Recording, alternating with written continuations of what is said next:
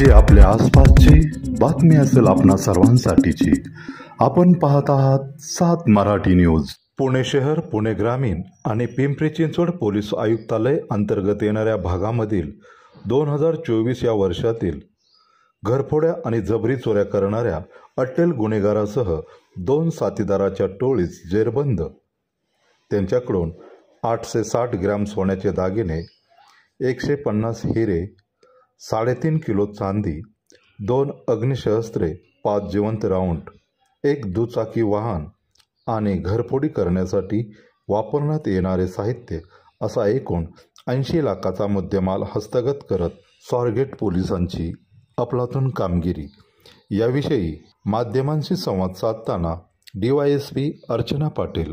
माहिती अशी मिळाली की उंडरीमध्ये एक माणूस आहे जो ह्या घरफोडीशी रिलेटेड असू शकतो, तर त्या दृष्टीने पीआयने स्वतः जाऊन त्या व्यक्तीला ताब्यात घेतला, त्याची घरफोडी घेतली आणि जेव्हा त्याच्याकडे तपास केला तेव्हा हे लक्षात आलं की एकूण 14 गुन्हे घरफोडीचे आणि 7 चोऱ्या स्वारगेट पोलीस स्टेशनच्या अशा त्या माणसाने केलेल्या होत्या, ज्या त्याच्यामध्ये आम्ही 860 ग्रॅम सोनं, 3.5 किलो चांदी, 150 हिरे, 2 अग्निशस्त्र आणि 5 राऊंड, त्याचबरोबर चोरीसाठीचं जे सगळं सामान आहे ते आणि झोमॅटोचं एक किट असं जप्त केलेलं आहे। याच्यामुळे हा व्यक्ती जो आहे गणेश कोठावडे हा मूळचा नांदेडचा आहे, परंतु गेली बरेच वर्ष झालं तो पुण्यामध्ये वेगवेगळ्या ठिकाणी राहतो, एका ठिकाणी राहत नाही तो। आणि त्यानं आत्तापर्यंत पुणे ग्रामीण, पुणे सिटी आणि पिंपरी चिंचवड आयुक्तालय याच्यामध्ये एकूण 55 गुन्हे केलेले आहेत, जे सगळे चोरीचे, वाहन चोरीचे, ATM चोरीचे, घरफोडीचे असेच आहेत।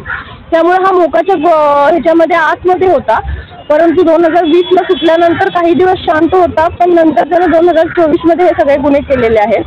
हा झोमॅटोचं किट वापरायचा, पहिला झोमॅटोला होता, परंतु नंतर त्याने 1-2 महिन्यात सोडलं आणि किट वापरून तो डिलिव्हरी बॉयसारखं दाखवायचा, जागांची रेखी करायचा आणि तिथं जाऊन ह्या चोऱ्या करायचा। त्याचबरोबर ह्याचे साथीदार होते सुरेश पवार म्हणून, जो मूळचा मुळशीचा आहे, तोही मोक्यातला आरोपी, तिथला माजी उपसरपंच आहे तो, ज्याच्यावरती खून आणि खुनाचे प्रयत्न असे गुन्हे दाखल आहेत। त्याच्याबरोबर मिळून हा हे सगळं चोऱ्या करायचा, त्याच्याकडे तो माल दिला जायचा आणि त्याच्याकडून एक राजपूत म्हणून आहे नथवाला, त्याच्याकडे तो सोनार आहे, त्याच्याकडे हा माल दिला जायचा की जो तो माल सोनारांकडे नेऊन विकायचा आणि मध्यस्थीचं काम करायचा। तर ह्या 3 आरोपींना आम्ही अटक केलेली आहे आणि पुढचा तपास चालू आहे। चॅनलवर नवीन असाल तर सबस्क्राईब करा, लाईक आणि लिंक शेअर करायला विसरू नका।